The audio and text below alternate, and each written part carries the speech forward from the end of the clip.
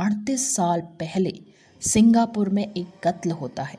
उसके बाद कातिलों ने उस इंसानी गोश्त की करी बनाकर पूरे मोहल्ले को खिला दी। एक सनसनीखेज कत्ल की दिल दहला देने वाली कहानी।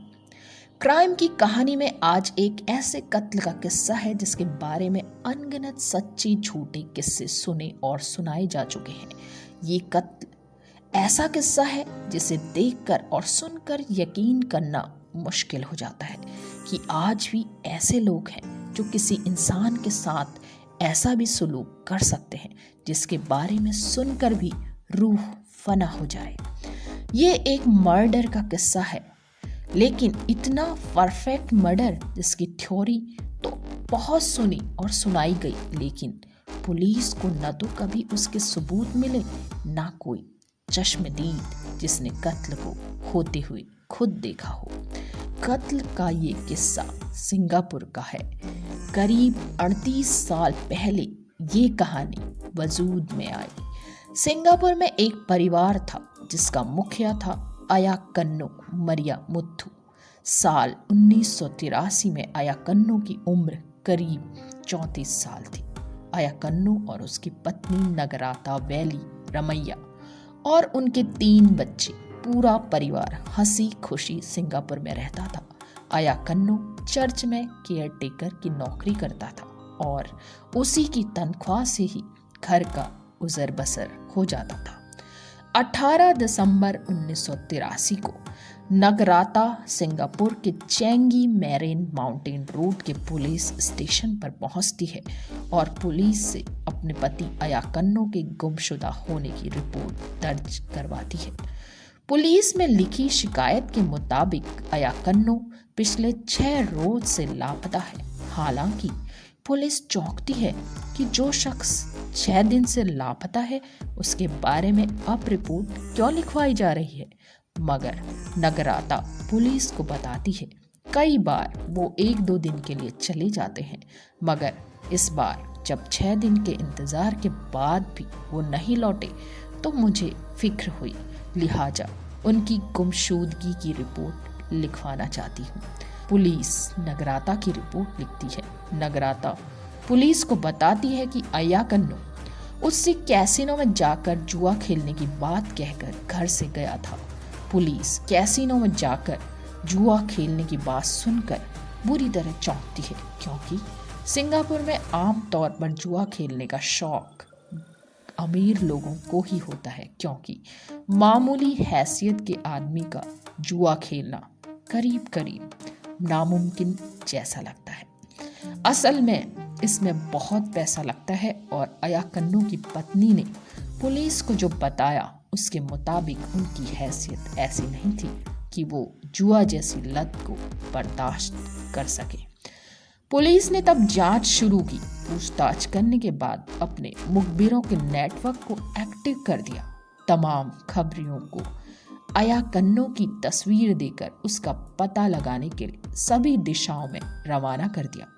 कुछ वक्त बीतने के बाद जब अयाकन्नो का कहीं कोई पता नहीं लगा तो पुलिस ने मामला ठंडे बस्ते में डाल दिया। परिवार भी गरीब था, लिहाजा पुलिस को मामला नज़रअंदाज करना ज़्यादा अखरा भी नहीं। हफ्तों महीनों के बाद साल भी बीत जाता है। इसके बावजूद अयाकन्नो का कोई सुराग नहीं मिला। बात 1983 में शुरू हुई थी और 1987 तक अयाकन्नो का पुलिस कुछ भी अता पता नहीं लगा पाती। रिपोर्ट दर्ज होने के 4 साल बाद 9 जनवरी 1987 को अचानक कुछ ऐसा होता है जिसे सुनकर पुलिस पूरी तरह से चौंक पड़ती है। डिटेक्टिव अला मलाई के पेजर पर एक मैसेज आया। ये मैसेज डिटेक्टिव के मुखबिर का था, जिसने डिटेक्टिव से एक खबर के सिलसिले में मिलने की हसरत जाहिर की थी। डिटेक्टिव अपने मुखबिर को मिलने के लिए बुला लेता है और फिर वो खबरी जो कुछ भी बताता है उसे सुनकर डिटेक्टिव जोर जोर से हंसता है, क्योंकि जो कुछ भी उसके मुखबिर ने बताया उस पर किसी भी सूरत में कोई भी यकीन नहीं कर सकता था। इस पर मुखबिर पूरे दावे के साथ कहता है कि वो जो कुछ भी बता रहा है उसका एक एक शब्द सच है, मगर डिटेक्टिव किसी भी सूरत में उसकी बात को अपने गले से नीचे उतारने को तैयार ही नहीं था। उस मुखबिर ने डिटेक्टिव को बताया था कि 1983 में आया कन्नू का कत्ल किया गया था और ये बात उसके सूत्र ने ही उसे पुख्ता तौर पर बताई थी और कत्ल 3 लोगों ने मिलकर किया। यहाँ तक तो सब ठीक ठाक था, जिसे डिटेक्टिव को मानने में कोई एतराज नहीं था, लेकिन इसके बाद जो कुछ भी बताया उसे सुनकर डिटेक्टिव के लिए यकीन करना मुश्किल हो गया। असल में मुखबिर के मुताबिक कत्ल करने के बाद कातिलों ने उसकी लाश को किसी के हाथ न लगने की गरज पर उसके टुकड़े किए और फिर शरीर की तमाम हड्डियों को इकट्ठा करके उन्हें शहर के अलग अलग हिस्सों में फेंक दिया। लेकिन आया कन्नू के गोश्त के छोटे छोटे बारीक पीस किए गए उन्हें सब्जी में मिलाकर इंसानी गोश्त पका दिया, यानी इंसानी मांस की करी बना दी। फिर चावल के साथ उसे एक पैकेट में पैक किया और अपने तमाम पड़ोसियों में उस रोज की खास डिश कहकर वो खाना बांट दिया। पड़ोसियों ने मुफ्त में मिले इस खाने को बड़े ही जायके के साथ खा भी लिया। जाहिर है मुखबिर की बताई इस बात को सुनकर डिटेक्टिव के लिए इसे पचा पाना नामुमकिन था। उधर मुखबिर अपने बात पर अड़ा हुआ था, दावा यही कि उसकी एक भी लाइन और एक भी शब्द गलत नहीं है। डिटेक्टिव मुखबिर की बात को सुनने के बाद सीधे सिंगापुर के सीआईडी के दफ्तर में पहुंचता है और वहां अपने अफसरों से मुखबिर की बताई बात बताने लगता है। मुखबिर की बात सुनकर जो हाल डिटेक्टिव का हुआ था, वही हाल डिटेक्टिव की बात सुनकर उसके अफसरों का हुआ। उन्होंने भी इस बात को गले से उतारने से इनकार कर दिया, लेकिन डिटेक्टिव के जोर देने पर उसके अफसरों ने उसे इस बात की इजाज़त दी कि तमाम काम के बीच में वो इस केस की तफ्तीश भी जारी रख सकता है, लेकिन उसकी हफ्तावार रिपोर्ट उसे अपने अफसरों को देते रहनी पड़ेगी। डिटेक्टिव अलामलाई अपने अफसरों के पास से तो लौट आया, लेकिन उसे समझ में आने लगा कि उसके अफसरों को इस कहानी पर कोई दिलचस्पी नहीं है, लेकिन वो अब अपने मुखबिर की बात को नज़रअंदाज करने के मूड में कतई नहीं था, लिहाजा वो तफ्तीश में लग जाता है। तब उस डिटेक्टिव ने आया कन्नू से जुड़ी जानकारी और मुखबिर के मुताबिक बताई गई बातों का मिलान किया ताकि केस की दिशा सही रह सके।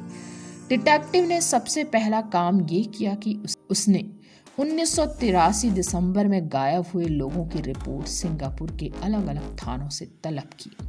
कई दिन कई थानों की रिपोर्ट खंगालने के बाद जब डिटेक्टिव को कोई कामयाबी नहीं मिलती, तब वो चेंगी मेरेन माउंटेन रोड पुलिस स्टेशन पहुंचता है। वहां पहुंचकर वो 1983 में लापता हुए लोगों की लिस्ट मांगता है।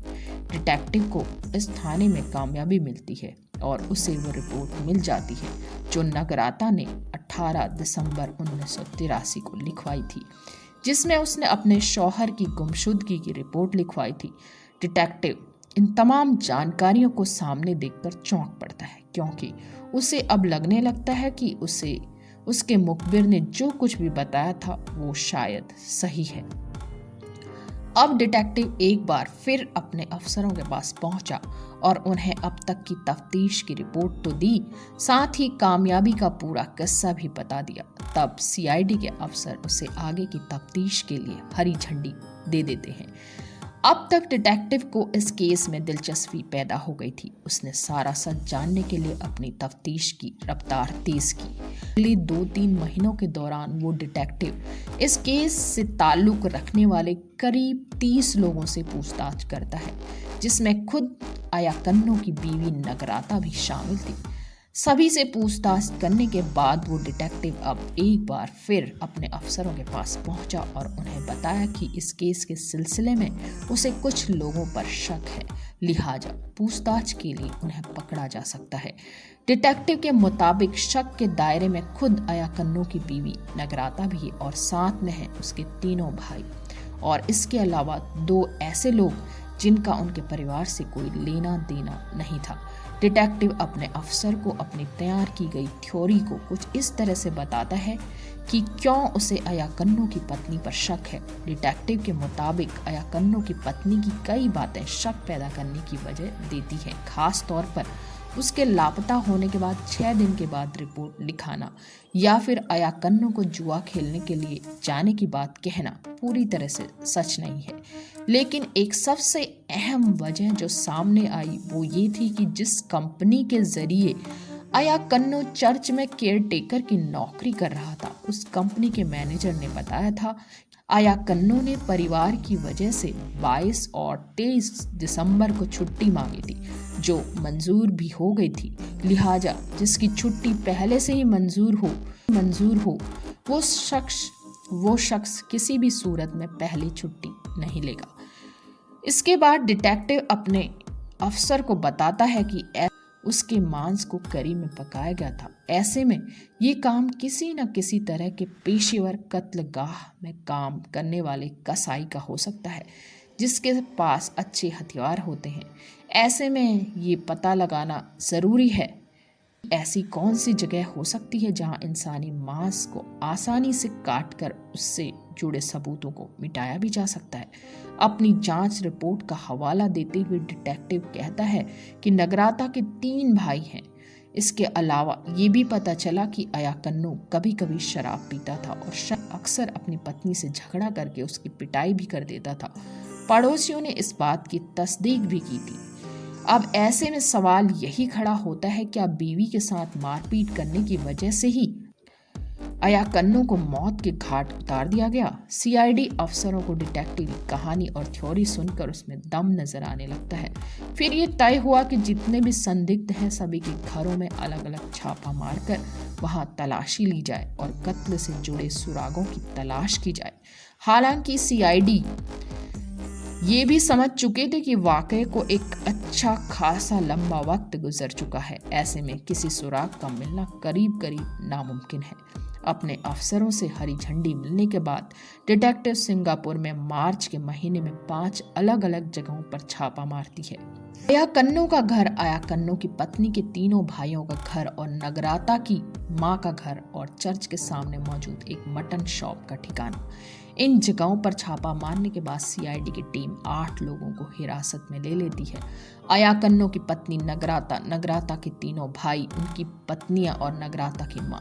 फिर इन सब से डिटेक्टिव पूछताछ करता है। सबसे हैरानी की बात यह है कि पूछताछ के दौरान अभी 8 के 8 खुद को इस मामले से दूर ही रखते हैं और एक ही तरह का जवाब देते हैं कि उन्हें अयाकन्नो के लापता होने की कोई बात पता ही नहीं थी। तब सीआईडी को महसूस हुआ कि उसके पास इन लोगों को ज़्यादा दिनों तक अपने हिरासत में रखने की कोई वजह नहीं, क्योंकि सभी ने उस गुनाह से अपना पल्ला सीधे तौर पर झाड़ लिया था। जाहिर है सीआईडी के पास ऐसा एक भी सबूत नहीं था जो कत्ल के इस केस को कोर्ट में साबित कर सके। इसके बावजूद पुलिस पूछताछ करती ही रही। तभी पुलिस को फिर कामयाबी मिल ही जाती है, क्योंकि 8 में से 1 ने पुलिस की मार और पूछताछ में ये बात कबूल कर ली कि कत्ल हुआ और कत्ल किया गया। सीआईडी के सामने जिसने कबूल किया उसी ने बताया कि अयाकन्नो को 12 दिसंबर को ही किडनैप किया गया था और किडनैप के बाद उसी रोज़ उसका कत्ल भी कर दिया गया था। जब डिटेक्टिव ने कत्ल की वजह जाननी चाहिए तो गुनाह कबूल करने वाले ने कहा कि अयाकन्नो अपनी बीवी को मारता पीटता था।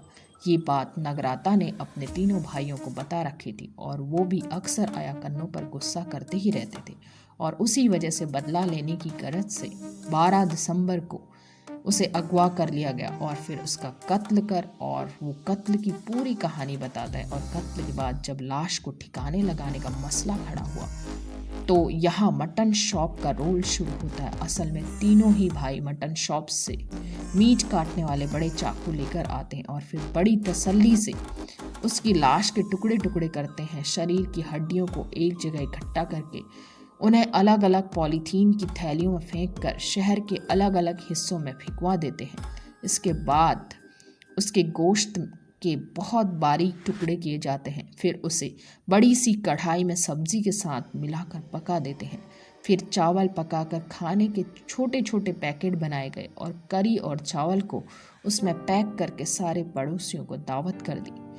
ये कहानी सुनने के बाद डिटेक्टिव को एक बड़ी कामयाबी तो मिल ही गई और उसके सामने इकरारनामा आ गया, लेकिन इसका कोई सबूत नहीं था जिससे अदालत में इस मामले में सजा दिलाई जा सके। सबूत के बिना ये कहानी बस कहानी ही रह जाएगी।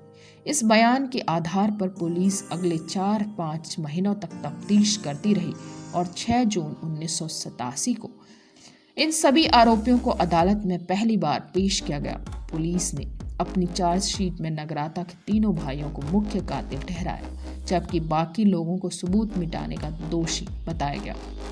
अदालत की कार्यवाही शुरू हुई और दोनों तरफ की बहस और कहानी सुनने के बाद जब अदालत ने सबूत मांगे तो सीआईडी के हाथ खाली थे, यानी कोई भी ऐसी चीज़ नहीं थी जिससे कत्ल की उस कहानी को साबित किया जा सके। लिहाजा सबूतों के अभाव में अदालत ने 8 को बरी कर दिया, लेकिन सीआईडी के अनुरोध पर अदालत ने बाद में 5 लोगों को रिहा कर दिया, जबकि शक के आधार पर 3 लोगों को पुलिस हिरासत में रखने का ही हुक्म दे दिया। पुलिस ने हिरासत में आए तीनों भाइयों से पूछताछ का सिलसिला आगे बढ़ाया और उनकी बताई गई जगहों की तलाशी ली, लेकिन एक भी सबूत सीआईडी के हाथ नहीं लगा। अगले 4 सालों तक तीनों जेल में ही रहे, मगर कोई फायदा नहीं हुआ। तब अदालत ने आरोपियों की अर्जी पर 1991 में उन्हें जेल से रिहा करने का फैसला किया। आरोपी बरी तो हो गए, लेकिन सीआईडी उनके पीछे लगी रही। लेकिन 4 साल और बीतने के बावजूद सीआईडी को कोई सबूत नहीं मिला। इस बीच मीडिया में ये करी मर्डर बहुत छाया रहता था, लेकिन वक्त गुजरने के साथ लोग अब इस किस्से को भूलने लगे। तभी इस कहानी ने एक बार फिर लोगों के जहन में दस्तक दी और 1995 में सिंगापुर के एक टीवी चैनल ने एक सीरियल बनाया जो इसी करी मर्डर पर आधारित था और उसमें वही सारी कहानी को पर्दे पर उतारा जो कहानी पुलिस की थ्योरी थी। इस सीरियल का नाम था डॉक्टर जस्टिस। इत्तेफाक से तीनों भाइयों ने जब इस सीरियल को देखा तो अदालत का दरवाजा खटखटाया। उनकी दलील थी कि सीरियल के जरिए उन्हें बदनाम किया जा रहा है, जबकि अदालत ने उन्हें बाइज्जत बरी किया है और वो भी सबूत और सुरागों के अभाव में।